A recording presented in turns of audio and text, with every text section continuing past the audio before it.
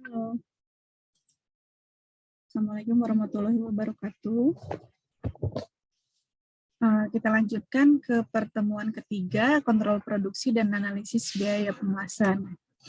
Kontrol produksi dan analisis biaya pemasaran pada pertemuan ketiga ini kita akan membahas mengenai perencanaan produksi ya. Jadi perencanaan produksi itu dapat digambarkan dengan singkat seperti ini. Jadi awalnya rencana produksi itu dibuat berdasarkan apa sumbernya. Nah, berdasarkan apa? Itu pertama adalah berdasarkan peramalan. Selain ini, peramalan ini dapat dari mana? Ini jika sebuah perusahaan itu sudah berjalan cukup lama. Jadi dia sudah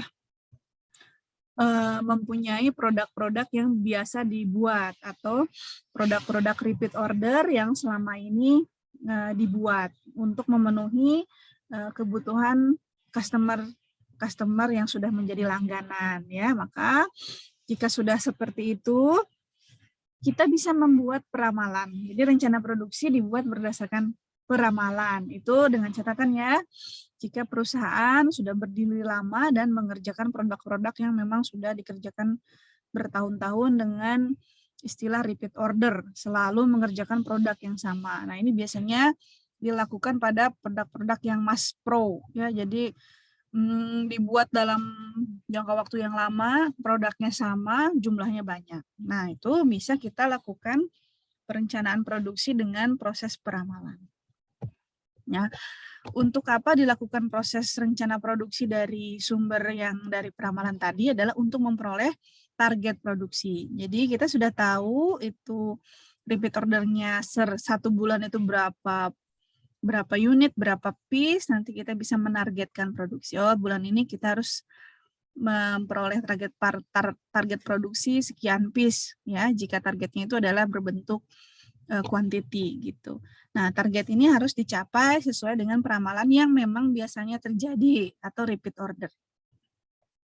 Tetapi jika perusahaan itu bukan perusahaan yang selalu mengerjakan suatu produk yang sama, kemudian produk yang dikerjakan itu berbeda-beda dan tidak terjadi repeat order pada suatu customer, maka proses peramalan ini juga akan sedikit lebih sulit dilakukan, tapi bisa dilakukan.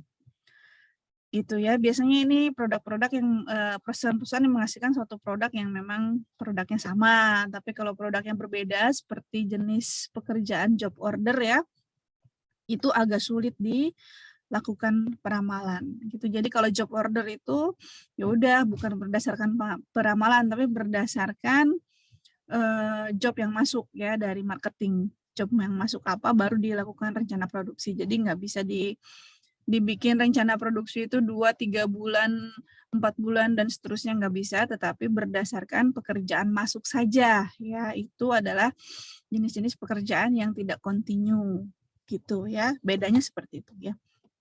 Tapi keduanya bisa dilakukan rencana produksi, hanya saja perbedaannya rencana produksi ini menunggu job yang masuk ya, dan biasanya itu adalah jenis pekerjaan yang job order, tidak selalu sama. Tapi kalau rencana produksi dari peramalan ini adalah produk-produk mass pro yang bertahun-tahun dilakukan dengan jenis yang sama. Akhirnya apa? Sama. Akhirnya untuk memperoleh target produksi. Ya, target produksi bulan ini kuantitinya harus berapa? Itu jika targetnya adalah quantity. Target itu tidak harus quantity, misalnya kualitas ya, itu juga bisa. Nah, apa saja yang mempengaruhi rencana produksi? Itu ada kapasitas pabrik, kemudian tenaga kerja, mesin-mesin yang dimiliki, persediaan ini berhubungan dengan inventory. Kemarin kita sudah bahas inventory ya. Jadi tidak hanya dalam bentuk material.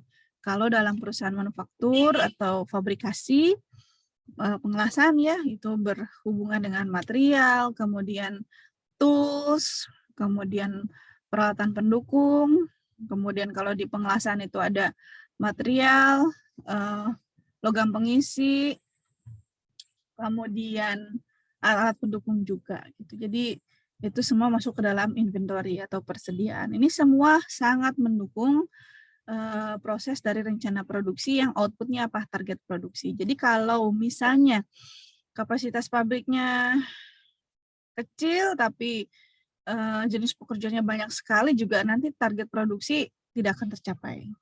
Begitu pula dengan tenaga kerja. Kalau tenaga kerjanya di bawah standar, tidak mumpuni, karyawannya malas-malasan, otomatis sangat berpengaruh pada target produksi. Begitu pula dengan mesin ya. Kalau misalnya mesin-mesin kita masih mesin-mesin manual ya, masih mengandalkan tenaga manusia yang terampil, wah itu ketinggalan, nanti target produksi juga akan sulit untuk dicapai gitu. Jadi semuanya untuk memperoleh target produksi banyak sekali parameter-parameter yang harus diperhatikan. Tugasnya siapa? Tugas bersama, tapi pada intinya adalah tugas dari tim PPIC. Ya, jadi PPIC itu nggak megang mesin, nggak melakukan suatu produksi, tapi dia itu adalah memikirkan semua ini supaya goals-nya itu target produksi bisa tercapai. Kemudian kita bicara tentang kapasitas pabrik. Nah, kapasitas pabrik atau kapasitas workshop ya, kalau di manufaktur mungkin dikenal dengan workshop ya. Nah, atau mungkin kalau di tempat lain juga suka dikenal dengan kapasitas bengkel ya, seperti apa? Nah, kapasitas pabrik itu meliputi yang pertama adalah kapasitas mesin. Ya, kapasitas mesin itu adalah kapasitas terpasang, bisa lebih kecil, lebih besar dengan kapasitas mesin, tergantung pada mesin yang ada yang dijual di pasaran. Kapasitas normal sama dengan kapasitas rata-rata, tetapi persepsinya bisa berbeda. Kapasitas aktual adalah kapasitas yang benar-benar terjadi.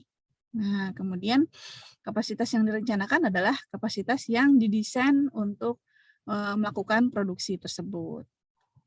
Jadi kapasitas mesin itu harus sesuai dengan jenis bidang jasa atau bidang barang yang kita kerjakan. Jadi kalau misalnya contohnya kita produksi dalam bidang fabrikasi membuat palet-palet baja untuk rak-rak proses pengecatan pada kendaraan bermotor, mobil misalnya seperti itu.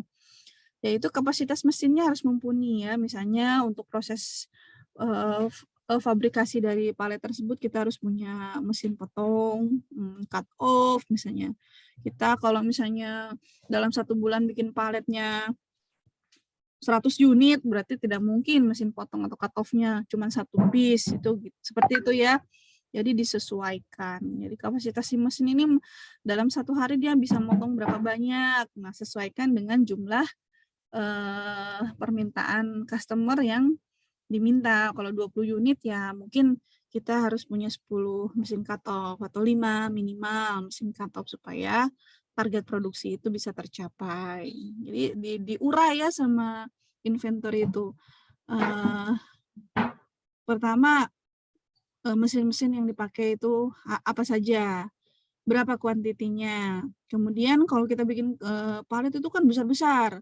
Tidak mungkin kapasitas pabriknya itu kecil ya, harus pabrik yang luas, berapa meter persegi. Kalau ternyata workshop kita kecil, harus bagaimana solusinya? Oh, menyewa lahan. Nah, seperti itu harus dipikirkan ya, karena nggak mungkin dipaksakan ya, minimal kita harus sewa lahan, seperti itu. Kapasitas tenaga kerja itu juga sangat berpengaruh ya. Kalau misalnya kita, biasanya gini, kalau misalnya Mas Pro itu udah ketahuan, kita memerlukan berapa jumlah karyawan, kita lihat dulu di kapasitas mesin yang kita punya, kemudian kita juga relasikan dengan order yang kita peroleh untuk Mas Pro ya ini ya. Untuk Mas Pro, order yang kita peroleh berapa item, kemudian berapa kuantitinya per bulan di total, kemudian masukkan ke kapasitas mesin yang kita miliki, mumpuni atau tidak, cukup atau tidak untuk memperoleh target produksi tersebut. Kalau cukup, kemudian kita hitung tenaga kerja yang dibutuhkan, ya, tenaga kerja untuk masing-masing tanggung jawabnya. Misalnya masing-masing mesin, misalnya 1 mesin spot welding untuk 1 orang operator. Itu untuk 1 shift misalnya. Tapi kalau misalnya target produksi kita banyak, kemudian kita tidak ingin menambah jumlah mesin, maka kita bisa cari solusi lain. Contohnya dibuat dengan 2 shift. Jadi mesin itu non-stop ya, atau 3 shift ya, tapi karyawannya 3, mesinnya 1, tapi mesin tersebut jalan terus untuk memperoleh target produksi yang ingin dicapai. Jadi gitu, itu bisa dipikirkan, apakah mau masuk 1 shift saja, atau 2 shift saja, atau full 3 shift. Nah, itu nanti disesuaikan dengan jumlah quantity mass pro yang kita peroleh dari customer. Nah, itu tentang tenaga kerja ya. Atau bisa juga kita pilih, ya sudah kita beli investasi mesin-mesin yang otomatis, jadi 2 mesin bisa 1 operator ya, seperti mesin CNC ya, itu kan bisa ditinggal. Mesin CNC itu bisa ditinggal, 2 mesin CNC bisa 1 operator saja. Itu terserah ya, jadi tapi harus dipikirkan dengan matang. Kalau kita punya modal besar, kita bisa invest di mesin yang lebih otomatis. Tapi kalau modal kita tidak besar, kita bisa menyiasatinya dengan jumlah shift-nya 1 shift, 2 shift, 3 shift, dan seterusnya. Kalau shift-nya banyak kan mesinnya cukup 1. Tapi kalau misalnya ternyata kita kesulitan untuk memperoleh tenaga kerja yang mumpuni, yang keterampilannya baik, yang akhlaknya baik, yang mentalnya baik gitu, yang kerjanya bagus, susah gitu, kita cuma dapat karyawan sedikit. Ya sudah, berarti mesinnya ditambah saja, sesuaikan dengan jumlah karyawan, tanpa harus melakukan shift seperti itu ya. Jadi itu harus dipikirkan. Sesuaikan dengan parameter-parameter yang berpengaruh terhadap kapasitas-kapasitas tersebut. Baik itu kapasitas mesin, kapasitas tenaga kerja, kemudian luasnya workshop, kemudian dan lain-lain ya. Banyak sekali faktor tadi sudah disebutkan di sini, faktor-faktor yang mempengaruhi rencana produksi untuk memperoleh target produksi sesuai dengan yang dibutuhkan. Nah, kemudian metode-metode perencanaan produksi. Perencanaan produksi dapat dilakukan dengan berbagai strategi, yaitu bisa produksi sendiri, jadi full dikerjakan sendiri, kemudian subkontrak karena kita tidak punya beberapa mesin atau kita tidak bisa memproses beberapa proses lain di workshop kita, maka kita bisa melakukan subkontrak atau gabungan strategi murni dan subkontrak dua-duanya. Ya. Strategi murni dapat dilakukan dengan secara agregat atau disagregat. Strategi murni dapat dibagi menjadi yang pertama, strategi mengatur kapasitas mesin dan tenaga kerja. Ini yang murni 1. Kemudian strategi mengatur kecepatan produksi, dan 3, strategi mengatur inventory. Nah, ini diatur ya sama siapa? Kembali lagi sama timnya PPIC. Pertama, kapasitas mesin dulu nih. Kita punya mesin apa aja, di list mesinnya ya. Mesin ini tuh kapasitasnya berapa? 1. Iya.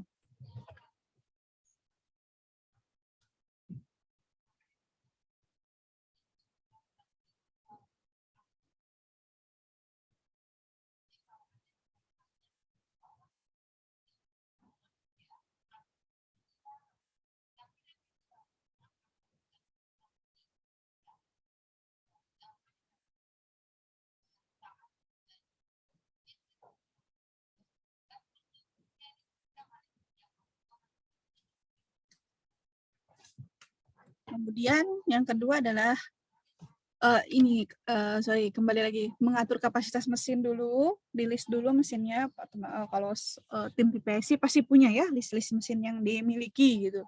Nah, biasanya list mesin atau kapasitas mesin yang dimiliki juga tercantum juga dalam ini ya, biasanya dalam company profile. Nah, biasanya ketika kita mau mengajukan penawaran baru ke perusahaan baru, kita menyodorkan company profile yang salah satu di dalamnya itu memuat kapasitas mesin kita atau mesin-mesin yang kita miliki apa saja.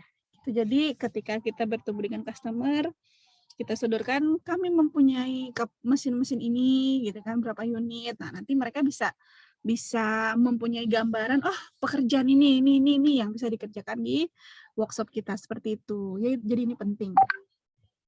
Kemudian tenaga kerja, ini juga sama ya, tenaga kerja yang kita miliki itu kita kalau punya ke HRD, silakan kita ditanyakan ke HRD, si A, si B, si C, operator kita tuh dia keahliannya bidang apa ya, kemudian sikapnya seperti apa. Nah, itu kita bisa cocokkan, bisa pasangkan di mesin-mesin yang kita miliki. Gitu. Biasanya kan kalau mudahnya gini, kalau misalnya bagian QC ya, itu harus orang-orang yang memiliki ketelitian tinggi. Kemudian misalnya contohnya di mesin CNC ya, itu harus orang-orang yang memang punya keahlian atau sertifikat kompetensi dalam bidang CNC. Kalau pengelasan jelas ya, kalau dalam perusahaan pembuat pipa itu harus punya sertifikat welding inspector, misalnya seperti itu. Jadi dilihat gitu ya. Seperti itu adalah tenaga kerja. Kemudian mengatur kecepatan produksi. Nah, kecepatan produksi itu dari standarnya ya. Jadi misalnya contoh dalam membuat 1 unit palet sampai dengan selesai finishing itu memerlukan waktu 3 hari. Itu sudah punya standarnya. Jadi kalau belum punya standarnya dicoba dilakukan gitu ya, disimulasikan untuk menyelesaikan 1 unit palet itu butuh 3 hari misalnya. Untuk motong dia berapa menit, kemudian untuk mengelas dia berapa menit, assembling berapa menit, finishing berapa menit, sampai dengan packaging berapa menit. Nah, itu harus sudah punya standarnya seorang tim PPIC. Buat apa nantinya? Untuk menentukan kecepatan produksi. Jadi kita tahu kalau 1 unit itu bisa diselesaikan dalam 3 hari, maka dalam 1 bulan itu kita bisa menyelesaikan berapa unit. Nah, nanti kita bisa tawarkan ke customer kita, Pak, kami bisa menyelesaikan contohnya nih, misalnya 20 unit untuk 1 bulan, 20 unit palet dalam 1 bulan. Waduh, tapi saya butuhnya 30 unit nih, gimana ya? Oke, kalau gitu kami akan memberlakukan lembur wajib misalnya, lembur wajib pada operator yang mengerjakan palet tersebut. Nah, jadi kalau lembur wajib itu bisa menyelesaikan 30 unit dalam 1 bulan, ya cukup dengan lembur wajib. Oh, ternyata saya butuh 40 unit, berarti kan 2 kali lipat dari kapasitas produksi kita kan. Berarti kalau misalnya 40 unit, nah sedangkan karyawan kita nggak mungkin nih di long shift terus gitu kan. Mereka juga pasti lelah, harus istirahat supaya kesehatan mereka juga selalu fit. Terus bagaimana? Oh, dibuat 2 shift deh. Oke, kalau mau dibuat 2 shift berarti kan harus cari karyawan ya, cari karyawan tambahan. Sementara cari karyawan tambahan itu bisa 2 cara. Yang pertama adalah karyawan harian, karena kita sudah punya karyawan tetap misalnya. Jadi karyawan tambahan ini karyawan yang dibayar harian gitu. Itu bisa. Karena kalau project seperti palet ini kan itu bukan Mas Pro ya, jadi job order, karena bisa saja bulan ini 40 unit palet, bulan besoknya nggak ada gitu. Jadi itu harus dibuat strategi juga. Jangan sampai kita nambah karyawan ternyata bulan depannya kosong pekerjaan. Masa kita harus memberhentikan karyawan? Tidak mungkin ya. Jadi solusinya bagaimana? Ya udah, cari karyawan harian atau karyawan lepas yang dibayar per hari. Itu solusi pertama. Atau solusi kedua, ribet deh kalau kayak gitu, juga susah cari sumber daya manusia, tenaga kerja yang mahir di bidang pengelasan misalnya, yang keahliannya udah bisa langsung kerja itu kan nggak semudah itu ya, banyak sekali tenaga kerja itu yang ketika bekerja ya belum bisa apa-apa, itu banyak sekali ya yang sangat sedikit punya keahlian. Oke, kalau gitu kita subkon deh, kita punya rekan. Oke, gitu. Dia juga punya kapasitas mesin yang mumpuni, dia juga bisa mengerjakan palet tersebut, ya sudah kita subkontrak. Gitu ya, pilihan-pilihan itu harus bisa dipikirkan oleh tim PPIC-nya. Itu tugasnya. Ya, tapi nanti lama-kelamaan ketika sering terjun langsung dalam proyek-proyek produksi, pemikiran-pemikiran itu tuh nanti akan senantiasa muncul gitu, karena kita harus berpikir cepat. Ini cepat ya, jadi kalau misalnya ditawarin 40, mau nggak? Ini harus cepat nih jawab nih, mau apa enggak? Soalnya kalau misalnya kita kasih jawaban 2 hari, 3 hari kemudian, udah itu pekerjaan udah dilempar ke perusahaan lain ya. Jadi kita tuh dalam manufaktur tuh bekerja dengan waktu. Kalau bisa secepat mungkin kita memberikan jawaban, secepat mungkin kita mengerjakan, secepat mungkin kita mengirimkan. Jadi itu kuncinya, satu-satunya kunci dalam dunia manufaktur adalah waktu. Ya, kita harus cepat. Kalau kalau lambat udah deh, jangan main di manufaktur, kerja di bidang lain aja gitu ya. Yang bisa apa, efektivitas waktunya tuh nggak nomor satu gitu, kalau dalam manufaktur nggak bisa. Kita akan kehilangan job-job tersebut, itu pasti dilempar ke orang lain, gitu ya. Oke, itu adalah strategi. Kemudian persediaan, nah ini kita sudah bahas di awal ya, persediaan masuknya ke inventory. Jadi persediaan adalah sumber daya yang menganggur, sehingga keberadaannya merupakan suatu pemborosan. Ini harus dipikirkan, nanti saya lanjutkan dulu baru saya bahas ya. Oleh karena itu, persediaan harus bisa ditekan sekecil mungkin, bahkan kalau bisa dinolkan. Tetapi mengenolkan persediaan bukan pekerjaan yang mudah karena dampaknya menyangkut pada kesiapan semua lini produksi. Bila semua lini tidak siap, maka ketiadaan persediaan bisa menimbulkan terhambatnya proses produksi. Ini bahaya sekali. Menghadapi persediaan, kita dihadapkan pada kondisi trade-off. Sejumlah persediaan terlalu banyak, ya itu artinya pemborosan, karena kan dia nggak dipakai. Ibaratnya uangnya jadi nggak muter, mandek aja, diem aja ya, karena nggak dipakai. Tetapi bila terlalu sedikit bahkan nol, sementara semua lini produksi belum menyikapinya, dampaknya bisa menimbulkan terhadapnya proses produksi. Jadi metode persediaan ini harus benar. Caranya bagaimana? Peramalan tadi, kalau misalnya kita sering mengerjakan produk-produk yang sama. Tapi kalau job order, kita juga bisa melakukan persediaan, tapi dibatasi. Kita lakukan peramalan. Saya berikan contoh yang job order dulu yang agak sulit. Misalnya job order itu seperti pembuatan palet tadi, yang tidak setiap bulan palet itu pasti dibikin, enggak ya. Jadi palet itu akan diorder lagi kalau memang paletnya itu sudah rusak, baru order lagi gitu ya. Beda ya sama yang Mas Pro. Kalau Mas Pro misalnya kayak Kolar muffler seperti itu kan selalu dipakai karena memang salah satu komponen kendaraan bermotor gitu. Tapi kalau pelengkap seperti palet atau contohnya pada machining center itu dies ya, cetakan. Itu kan cetakan itu akan diorder lagi kalau memang cetakannya sudah aus atau cetakannya pecah gitu. Baru diorder lagi dan itu waktu ordernya akan sangat panjang, bisa setahun, bisa 2 tahun ya, tergantung dari penggunaan dan perawatannya, seperti itu. Nah, itu kan tidak repeat order, tidak mass pro, jadi dia job order. Bagaimana persediaannya? Kita lakukan peramalan. Contoh, dies A itu kita baca permintaan order dari PT A untuk bikin dies A itu biasanya berapa tahun sekali. Kita lihat. Oh, untuk dies A ini 1 tahun sekali nih, dia pasti bikin lagi. Berarti dalam 1 tahun, kalau sudah 1 tahun, dies-nya pasti aus, pasti dia minta lagi ke kita.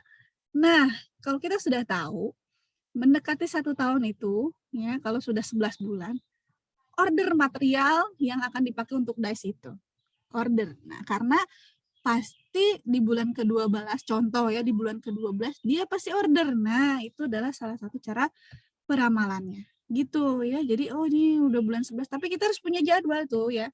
Kita punya, oh dies A itu per 12 bulan, dies B per 24 bulan, berarti kita beri order nanti di bulan anu, yang 12 bulan berarti kita order di bulan 11 gitu kan.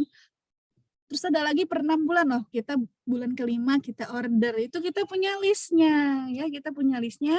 Ketika kita punya list data, kita bisa melakukan peramalan itu. Gitu, itu salah satu caranya. Otomatis kalau kita, oh ini bulan bulan ke-6 dia pasti order, bulan ke-5 kita persiapkan materialnya. Kita bikin penawaran penawaran pembelian ke purchasing. Bapak, Ibu, tolong orderkan material SKD 11 untuk dies A, karena bulan depan biasanya si PT A akan order. Oke, dibelikanlah. Sepaket dong ya, kalau materialnya beli, maka toolsnya dicek, masuk ke divisi tool yang diperlukan untuk bikin dies A apa aja.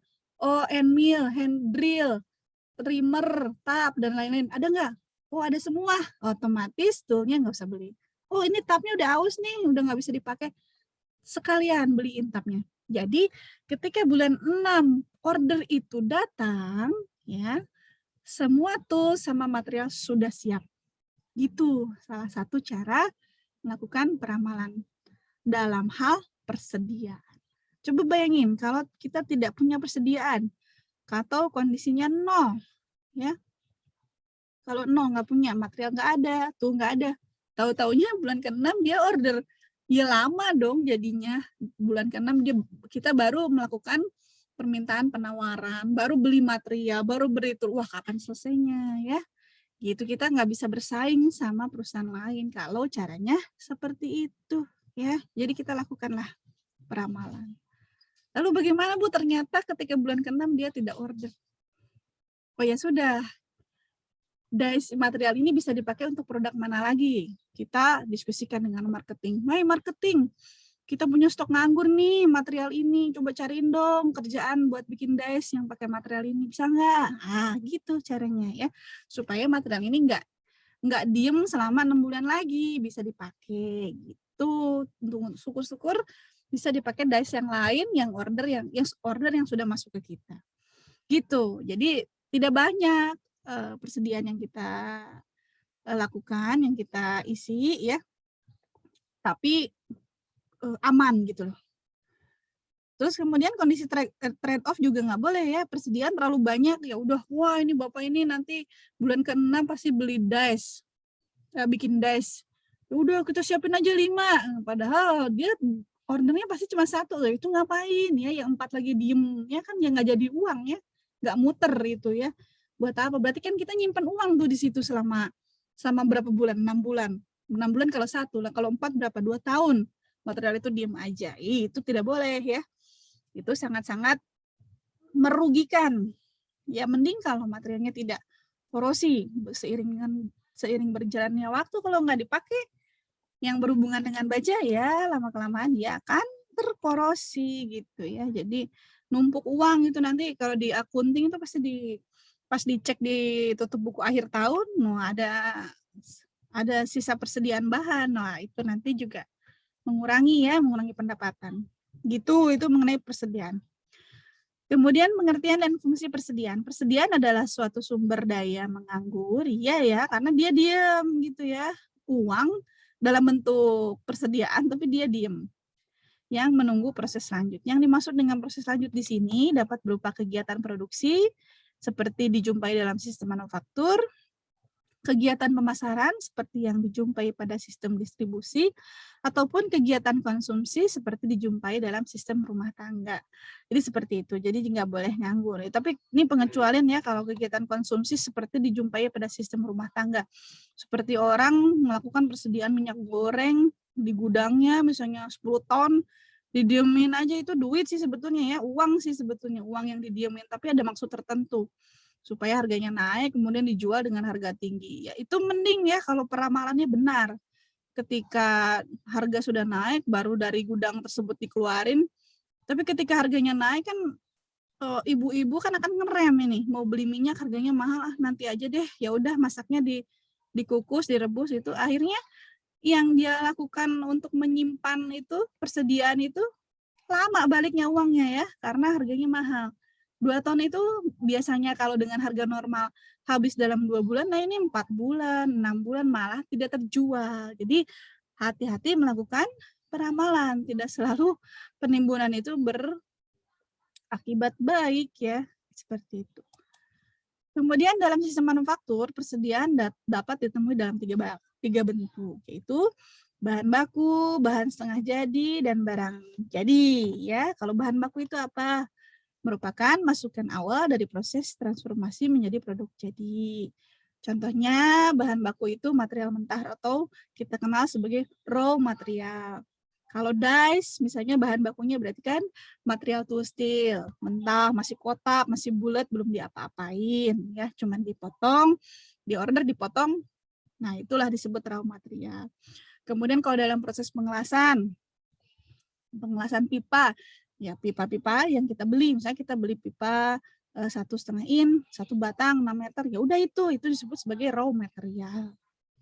Itu ya. Kemudian kalau misalnya kita komponen kendaraan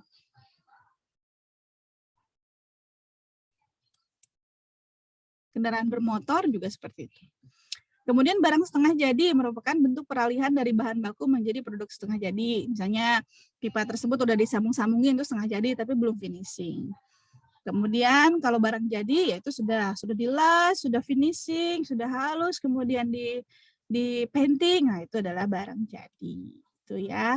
Kemudian kaitan ketiga bentuk ini dapat dilihat pada gambar berikutnya. Tadi ya, barang mentah, setengah jadi, barang jadi. Itu disebut dengan bahan baku, bahan setengah jadi, proses transformasinya. Nah, dalam sistem non-manufaktur, persediaan dapat ditemui baik dalam bentuk uang, seperti ada di bank. Ya, itulah uang yang di bank kan nggak dipakai ya. Kemudian obat-obatan yang ada di apotik, itu segitu banyak obat, ya kalau masih ada di apotik yang nggak dipakai. Darah daripada para medis yang ada di rumah sakit, armada pemadam kebakaran yang ada pada suatu kota, dan lain-lain, itu juga termasuk persediaan. Besar kecilnya kesulitan dalam permasalahan tersebut tergantung pada berbagai faktor. Di antaranya adalah permintaan yang bervariasi dan sering tidak pasti. Itu tadi sudah dibahas ya, baik dalam jumlah maupun kedatangannya. Waktu pembuatan yang cenderung untuk tidak konstan antara satu produk dengan produk lainnya. Ini harus disiasati sama PPIC. Kalau bisa konstan, pilihlah tenaga kerja yang ahli, pilihlah tenaga kerja yang bagus, pilihlah mesin yang mumpuni gitu. Waktu ancang-ancang yang cenderung tidak pasti karena berbagai faktor yang tidak dapat sepenuhnya dikendalikan oleh manusia tentunya ya. Sistem administrasi dan pengorganisasian, tingkat pelayanan yang ingin diberikan, dan keberanian pihak manajemen untuk mengambil resiko. Kadang-kadang seperti itu. Kita sudah minta untuk dibelikan material, tapi mereka udah nanti aja uangnya nggak ada. Nah itu memang kebijakan dari manajemennya. Sudah, kita kan sudah mengajukan. Gitu ya, itu adalah pembahasan mengenai perencanaan produksi. Jika ada pertanyaan, silakan diketikkan di e-kampusnya ya. Oke, sampai sini dulu. Assalamualaikum warahmatullahi wabarakatuh.